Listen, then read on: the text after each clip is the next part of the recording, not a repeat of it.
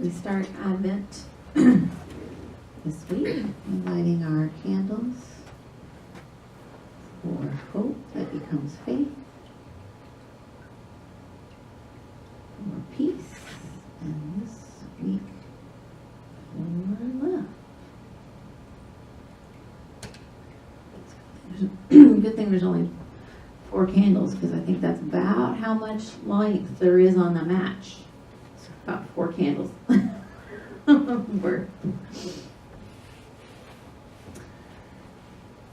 So if we were going to tell the Christmas story in a modern context, it would be really quite simple. Couple is engaged. She gets pregnant. He goes, I didn't have anything to do with that. I think I'm going to go over here and we'll just break this off. And then he realizes that maybe he could do better than that. And then they get together, and he takes the baby on as his own, and off they go, happily ever after. It's happened. So on face value, the Christmas story is about love. That's, I think, one of the Advent themes that is the most obvious. The Advent theme, Christmas is about love. Advent being the journey to Christmas, right? Just in case anybody forgot. And traditionally, we talk a lot about Mary, and we'll get there. But Joseph is a really important part of this story. Whether or not he was the actual biological father or not, that's a whole nother ballgame. We can go down that another day. In the story, he represents love. A lot of love, I think. Because, according to the story, his soon-to-be bride was pregnant and he didn't have anything to do with it. But he didn't just, he wanted to, in the story, he was going to go away from her, but not make a big deal about it. He wanted to save her reputation, which was a very nice thing to do, right? And then he had a change of heart because the angels came to him in a dream and told him to do it differently. And so he said, okay, and he stepped up, and he loved Mary, he loved Jesus, he went off to Egypt, he did all of this stuff. He acted out of a lot of love. But metaphysically, he also, more traditionally, he represents wisdom. Which is good too. This is paraphrasing what it says in the Metaphysical Bible Dictionary, because you didn't really want to hear all those words, I promise. He originally was going to separate from Mary, and then he didn't. And how he didn't is similar to how sometimes we don't understand the birthing of that Christ spirit or that divine idea within us. And so we want to maybe turn away and gently go a different direction because that doesn't make sense to us. And then eventually the birthing of that Christ spark in us is something we can't, we figure it out eventually, right? That's what Joseph did. He sort of was like, I don't think I'm into that. And then he figured it out because he had a divine intervention by an angel coming to him in a dream, according to the story. But that's sort of how we do it sometimes. I mean, I've had those where you're like, I'm not sure I want to step up to that level of accountability or that level of awareness or that level of understanding of who I am and who I've come here to be. I'll go over here and play small. That'd be great. Has anybody else ever done that? And then you come to a greater awareness, right? So that's kind of like that Joseph wisdom.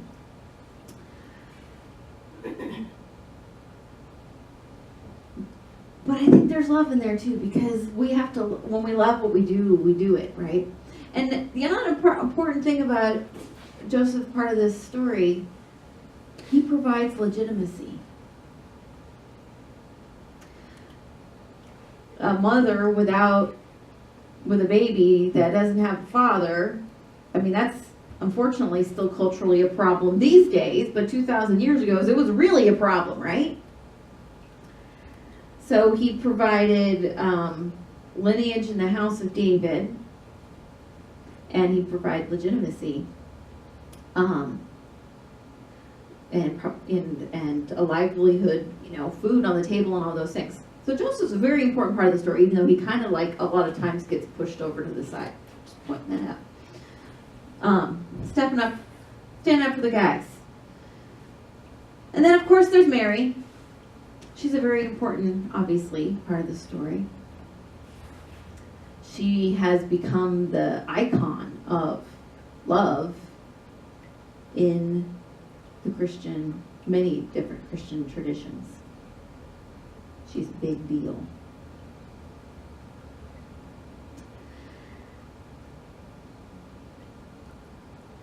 And now the angel, in the story, when the angel comes to Mary and says, "You are favored among women," it's interesting because the angel doesn't say why. If we could just have a menu of what you need to do to be favored by God, wouldn't that have been super useful? It just says, "You're greatly favored." And I mean, we don't know anything about her before then. She just, poof, there she is. She just shows up in the story and you're like, I wonder what she did. I don't know. I don't know the answer. I'm not even going to speculate. I just think it's one of those parts where you go, I wonder what she did. But apparently, she had quite a lot of devotion to the God of her understanding, which is probably what she did, but she did it apparently quite an amazing way. Because, I don't know about you, but if an angel showed up in my room, and the angels always say, "Fear not." So it kind of makes you think that angels might not look like the ones that you see in the store, but might actually be a little more shocking. I'm just saying, they always say "fear not" when they show up, right?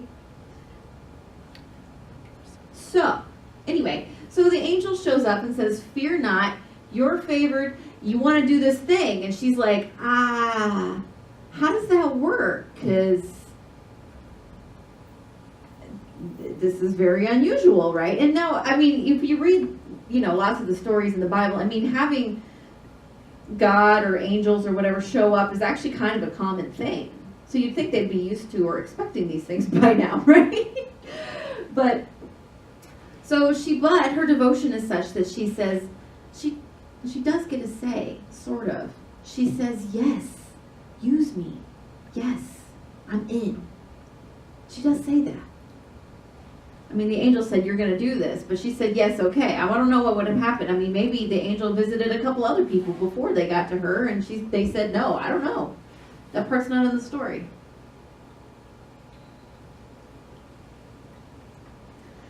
But the whole part about this is that a couple, whether they're married or not, or whether or not they had relations or not, it's really not that remarkable. Did you know that every second, there are 4 babies born in the world right now? Actually, it's 4.3. Every second. So having a baby is really not a big, remarkable thing. It's an everyday miracle, as they say. I mean, yes, birth is amazing. However, it's not like it's unusual.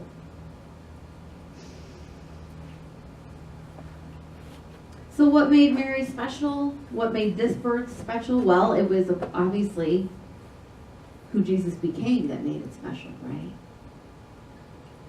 And love was what his ministry was about, which is why love is one of the great themes of Advent that actually makes a lot of sense. Because his theme was about love. He hung out with all the people. And not only did he talk about it, but he did it, right? And so I came across this. I love having all these minister friends on Facebook, because especially at Advent, we're all researching the same stuff at the same time, right? And then somebody finds a really great quote, And so then they paste it on their Facebook page, and then we all go, oh, hey, that's pretty good. And so we're kind of all, I wouldn't say we're cheating off each other, we're sharing resources. It's great. So, so one of my friends posted this quote by Thomas Merton, who is a Catholic thinker of the last century. And he said, "Our job is to love others without stopping to inquire whether or not they are worthy. That is not our business. In fact, it is nobody's business. What we are asked to do is to love, and this love itself will render both ourselves and our neighbors worthy, if anything can. Our job is to love others without stopping to inquire whether or not they are worthy."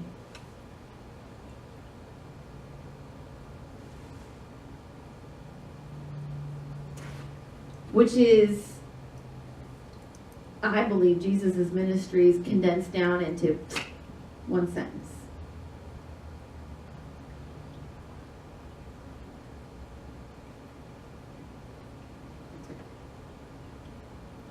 Because that's what he taught, and that's what he lived. He hung out with everybody, right? And the people that he criticized were the people who were not living in that way.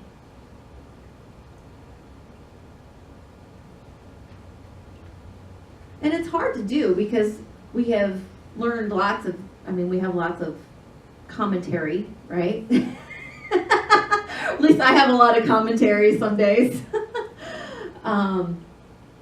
about maybe not worthiness, but other things. I have a lot of commentary sometimes. And but that's not the ideal that I go for. I'm going for better than that, hopefully, and I hope that all of you are too. Because Jesus taught that love was the greatest commandment. If we don't learn anything else, that's the one thing. If we could all just live by that.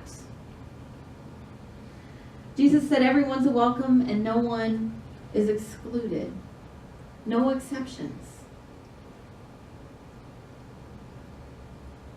That's like the most heartwarming and the most heartbreaking thing at the same time. Mary Ellen and I went and helped with the holiday gift this week. And our job was to hand potatoes to the people who came by, who were there to get their holiday meal, and some were also getting gifts for the kids and their family. And it's heartbreaking because we still need to do something like that. But there are still people who don't have enough food.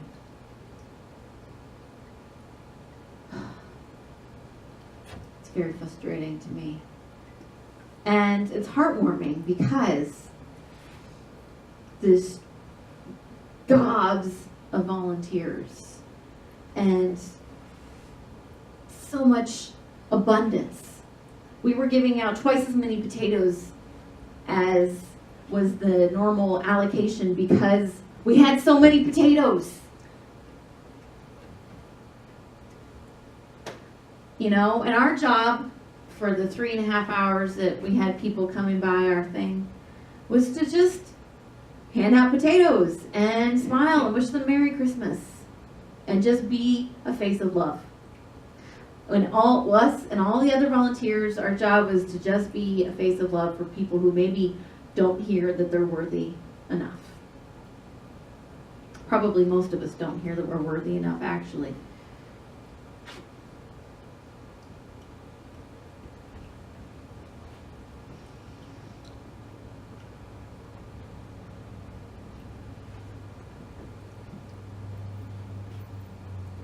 However, there's one little side note. Everyone is worthy. Everyone is worthy of love. Nobody gets outside. However, that does not mean that we have to be okay with bad behavior. Because I have heard too many people who have heard some message from someone in perceived power, like a minister or whatever, who's told them you have to love everyone and accept everyone.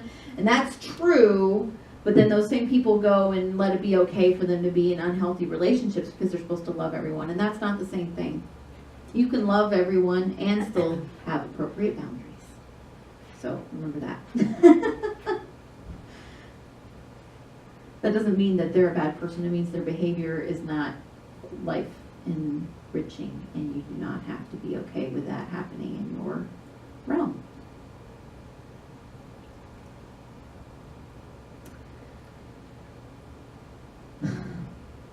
It's the difference between dehumanizing someone and just looking through the eyes of love and knowing that they're worthy of love and that they probably are the people who need the love the most. And you can love them from a distance. So I believe that more love is exactly what we need right now. It's actually exactly what we've needed throughout history. Every conflict, every problem,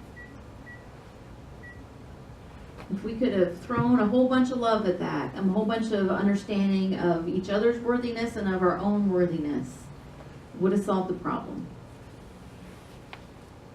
Because if you can't put someone on the other side because you realize there is no other side, then you can find a solution. You can disagree without being disagreeable, as they say.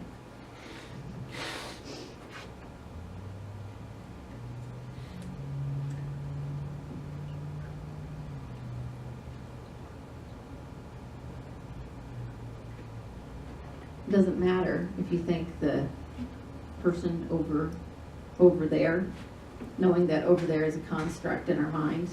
It doesn't matter whether you think that they are worthy of love. They are. I saw you all go, yeah, when I read that quote. Let me come back to it. Our job is to love others without stopping to inquire whether or not they are worthy.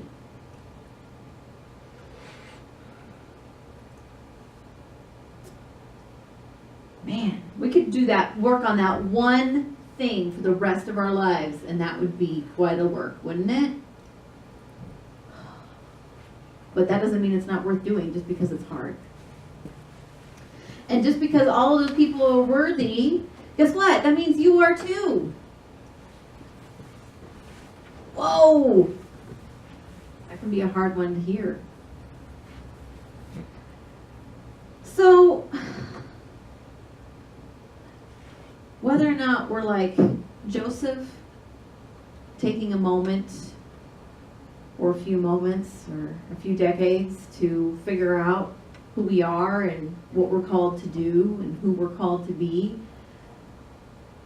But then once Joseph figured it out, right, he was steadfast in that divine capacity to love, right? It just took him a little while to get there. So we can be like that. He's a really great role model in that way. Or we can be more like Mary, loving deeply and honestly from the beginning. My guess is we're probably somewhere in the middle, right?